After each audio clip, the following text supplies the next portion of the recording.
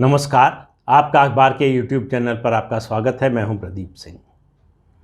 इतनी जल्दी एक विषय पर मैं जनरली वीडियो बनाता नहीं, लेकिन कुछ घटनाएं, कुछ चीज़ें ऐसी हो रही हैं जिसकी वजह से एक बार फिर पश्चिम बंगाल की बात कर रहा हूं। पश्चिम बंगाल जो एक साल से कहें, मतलब उससे पहले की घटनाएं छोड़ दीजिए, एक साल से बीजेपी या गैर टीएमसी पार्टियों के लिए ठंडा था, वो पिछले 10 दिन से गरमा रहा है। ममता बनर्जी की मुश्किल, मैं आपसे पिछले वीडियो में भी कहा था, एक बार फिर कह रहा हूँ कि उनकी मुश्किल बढ़ती जा रही है और बढ़ने वाली है। प्रधानमंत्री ने आज जो बात कही है उसका बड़ा दूरगामी असर होगा। उन्होंने कहा कि जहाँ भी अराजकता और हिंसा है उसका विरोध होना चाहिए। और आज ही भारतीय जनता पार्टी की जो फैक्ट फाइंडिंग कमेटी थी उसकी रिपोर्ट आ गई है। 5 सदस्यों की एक कमेटी बनाई गई थी, उसकी रिपोर्ट भी आज आ गई है, जिसमें कहा गया है कि पश्चिम बंगाल में कानून व्यवस्था नाम की कोई चीज़ नहीं। कट मनी, एक्सटॉर्शन, वसूली, खनन माफिया, कोयला माफिया, इन सब का बोलबाला है इनका राज। इसमें सत्तारूढ़ दल पूरी तरह से शामिल है। अब इसके बाद जो स्थिति बन रही है उसमें बीजेपी को निश्चित रूप से अवसर नज़र आ रहा है। जिन लोगों को हम सब में से जिन लोगों को मई 2021 के बाद लग रहा था कि बीजेपी ने अपने लोगों को छोड़ दिया, और वो सही भी था कि छोड़ दिया। जब उन पर हमला हो रहा था, उनकी हत्या हो रही थी, घर जलाए जा रहे थे, पलायन कर रहे थे, उस समय बीजेपी का नेतृत्व, बीजेपी के कार्यकर्ता और सरकार जो है वो कुछ बोल नहीं रही थी, उसने कुछ किया नहीं। तो ये लग रहा था कि बीजेपी जो है अब शायद पश्चिम बंगाल में अपनी पुरानी स्थिति में जाने वाली है। लेकिन पिछले कुछ दिनों के घटनाक्रम, खास तौर से मैं बीरभूम के घटनाक्रम की बात कर रहा हूँ, उस नरसंहार की बात कर रहा हूँ, उसने जो है एक मौका दिया है। तो बीरभूम, मेरा मानना है कि पश्चिम बंगाल में केंद्रीय गृह मंत्री अमित शाह के तीसरे आगमन की पटकथा लिखने जा रहा है।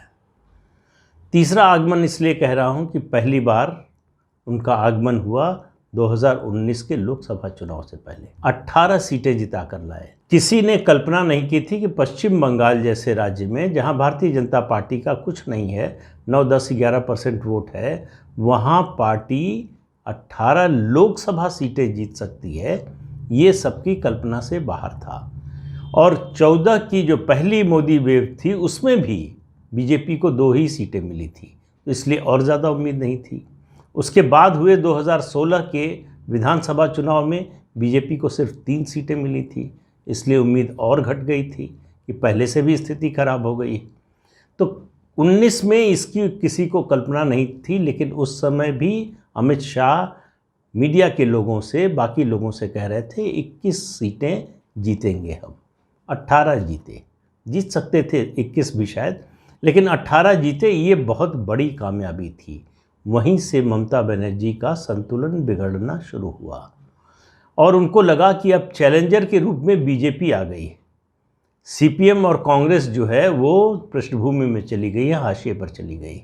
अमित शाह के काम करने का अपना अलग तरीका है। 1996 से 2013 ये 17 साल उत्तर प्रदेश में बीजेपी एक मरी हुई पार्टी थी। 96 में जो उसको सीटें मिली थी 175-76, उसके बाद से उसका ग्राफ लगातार ऐसे नीचे आया। फिर वो विधानसभा का चुनाव हो या लोकसभा का चुनाव हो, पार्टी का संगठन लगता ही नहीं था कि संगठन बचा हुआ है। या तो वो मृतप्राय हो गया था या जो थे वो हाइबरनेशन में चले गए थे। कार्यकर्ताओं में निराशा थी, कोई बाहर निकलकर पार्टी के लिए काम करने को तैयार नहीं था, कोई लीडरशिप नहीं थी।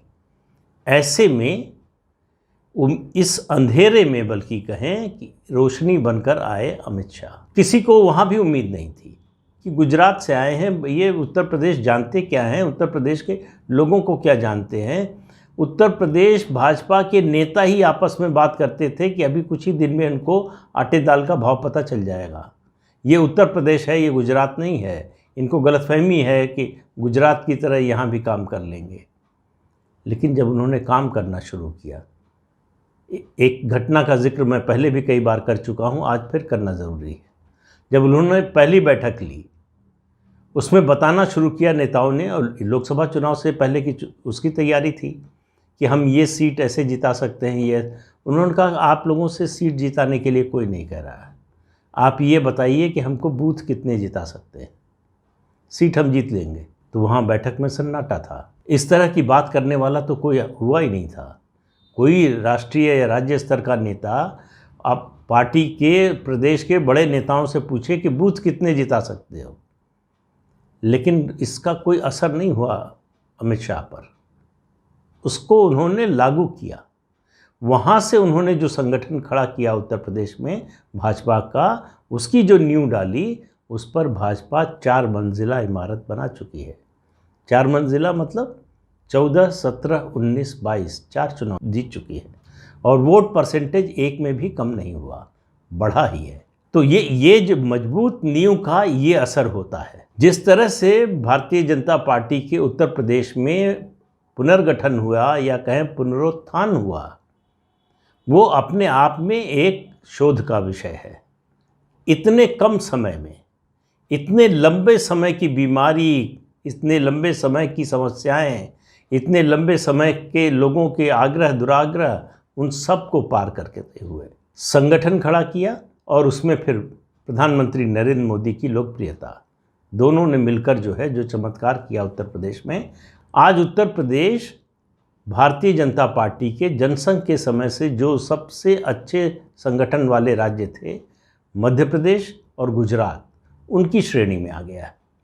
अब यहाँ के संगठन की जो स्थिति है वो इन दोनों राज्यों के समकक्ष आने जैसी हो गई है, और ये आने वाले दिनों में मजबूत ही होगी, कुछ लोगों के न चाहने के बावजूद मजबूत होगी। और जो नींव डाली है अमित शाह ने, वो उसको कोई हिला नहीं सकता है। तो उत्तर प्रदेश की बात आज नहीं कर रहा हूँ, आज बात कर रहे हैं पश्चिम बंगाल की। पश्चिम बंगाल में अमित शाह जाएंगे या नहीं जाएंगे, ये सवाल अब पीछे चला गया है। सवाल अब ये है कि अमित शाह कब जाएंगे और क्यों जाएंगे। कब जाएंगे इसका जवाब तो मुझे लगता है कि संसद का सत्र खत्म होते ही आपको मिल जाएगा। इस समय पश्चिम बंगाल पूरी तरह से तैयार है परिवर्तन की आंधी लाने के लिए।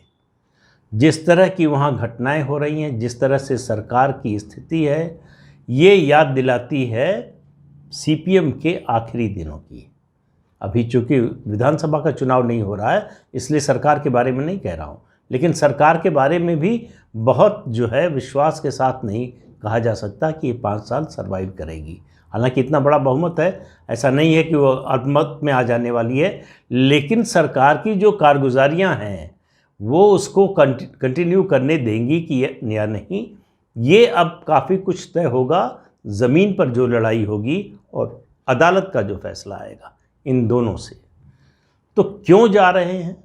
एक सवाल पूछा गया था ब्रिटेन के प्रधानमंत्री, जो 1957 से 1963 तक जो है ब्रिटेन के प्रधानमंत्री रहे थे, कि उनको अपने प्रधानमंत्रित्व काल में सबसे ज़्यादा मुश्किल किस चीज़ से हुई, किस तरह की मुश्किल का सामना करना पड़ा।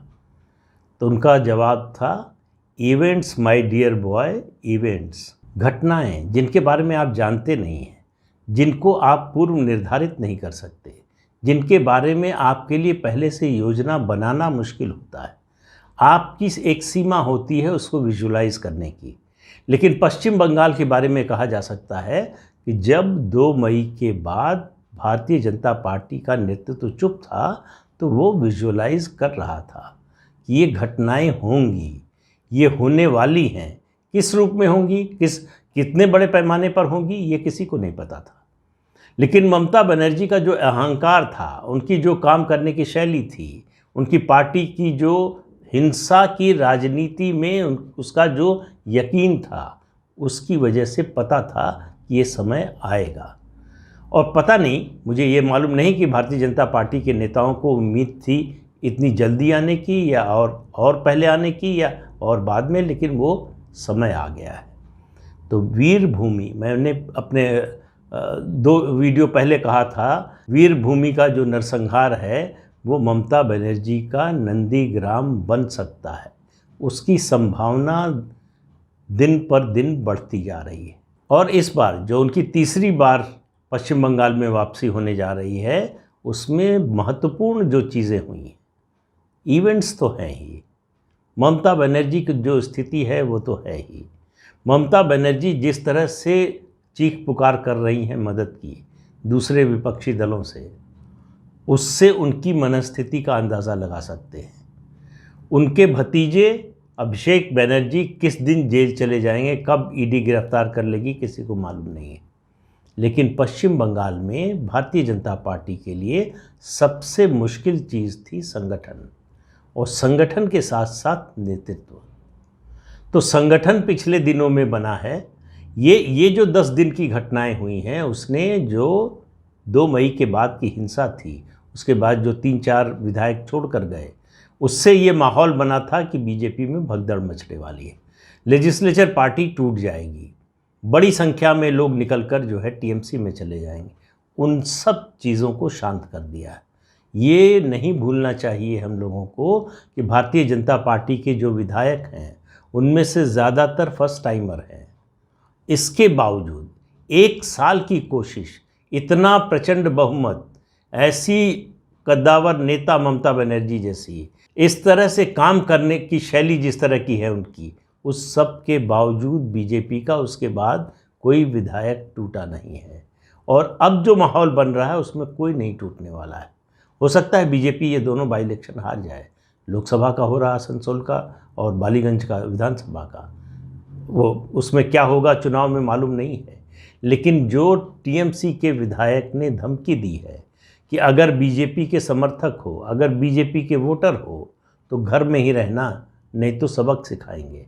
हालांकि चुनाव आयोग ने उनके चुनाव प्रचार पर रोक लगा दी है, लेकिन ये लोगों के लिए मैसेज है। ये देखिए, ये तीसरी बार अमित शाह की वापसी हो रही है, तीसरी बार इस तरह का माहौल बन रहा है पश्चिम बंगाल में। पहली बार जब कांग्रेस का राज खत्म हुआ था। एक हद होती है जिसके बाद कहते हैं एक हद के बाद जो है दर्द जो है दवा बन जाता है, जब लोगों के मन से डर का डर निकल जाता है। पश्चिम बंगाल में वही स्थिति आने वाली है, लोगों के मन से डर का डर निकलने वाला है। ये जो तृणमूल कांग्रेस के गुंडों का डर है, ये जो तृणमूल कांग्रेस की सरकार जिस तरह से पुलिस का इस्तेमाल अपने पार्टी कार्यकर्ताओं की तरह करने लगी है जगह जगह पर, ये बात कोई पॉलिटिकल पार्टी नहीं कह रही है। ये बात जो सीबीआई की जांच हो रही है, ये बात जो अदालत में मामले चल रहे हैं उस दौरान जो तथ्य पेश किए जा रहे हैं, उनसे सामने आ रहा है कि पुलिस या तो मूक दर्शक बनी रहती है इस मामलों पर, या दंगाइयों के साथ होती है। तो पश्चिम बंगाल में जो स्थिति बनी है उसमें अब भारतीय जनता पार्टी को संगठन के अलावा नेतृत्व भी मिल गया है। शुभेंदु अधिकारी के रूप में एक ऐसा नेता मिल गया है जो ज़मीन पर लड़ चुका है, लड़ने का कौशल जानता है, और ममता बनर्जी की रणनीति क्या होती है ऐसे मामलों में, कैसे लड़ती हैं, वो भी जानता है। तो मैंने 3 उसकी बात कही थी। पहली, जब कांग्रेस का शासन जाने वाला था। दूसरा, जब सीपीएम का शासन जाने वाला था 2011, उससे पहले की स्थितियाँ।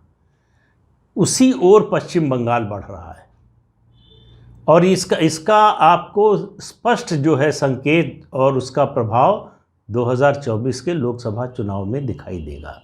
जो लग रहा था कि बीजेपी साफ हो जाएगी लोकसभा में 2024 में, अब वो परिस्थिति बदल रही है। शुभेंदु अधिकारी ने इस दौरान जिस तरह से मोर्चा लिया है, पार्टी जिस तरह से खड़ी हुई है, वहाँ पर संघर्ष के लिए तैयार हुई है, उसमें अमित शाह का पहुँचना, आप समझिए कि जिस तरह के मॉरल सपोर्ट की ज़रूरत थी वो मिलने जा रहा है, जिस तरह के सांगठनिक सपोर्ट की ज़रूरत थी वो मिलने जा रहा है, जिस तरह के रणनीतिक सपोर्ट की ज़रूरत थी वो मिलने जा रहा है, जिस तरह के नेतृत्व की ज़रूरत थी वो मिलने जा रहा है। शुभेंदु अधिकारी पश्चिम बंगाल में राज्य के नेता हैं। राष्ट्रीय नेता अगर जो है वो डेरा डालकर बैठ जाए और अमित शाह जैसा नेता हो जो आसानी से जो ठान लेते हैं उसको छोड़ते नहीं हैं, तो पश्चिम बंगाल बदलाव के मुहाने पर खड़ा है। इसलिए पश्चिम बंगाल की घटनाओं पर नज़र रखिए। तो आज के अंक में इतना ही, अगले अंक में फिर मिलेंगे, तब तक के लिए इजाज़त दीजिए। आपसे अनुरोध है, ये चैनल देखिए, शेयर कीजिए, लाइक कीजिए और सब्सक्राइब ज़रूर कीजिए। नमस्कार।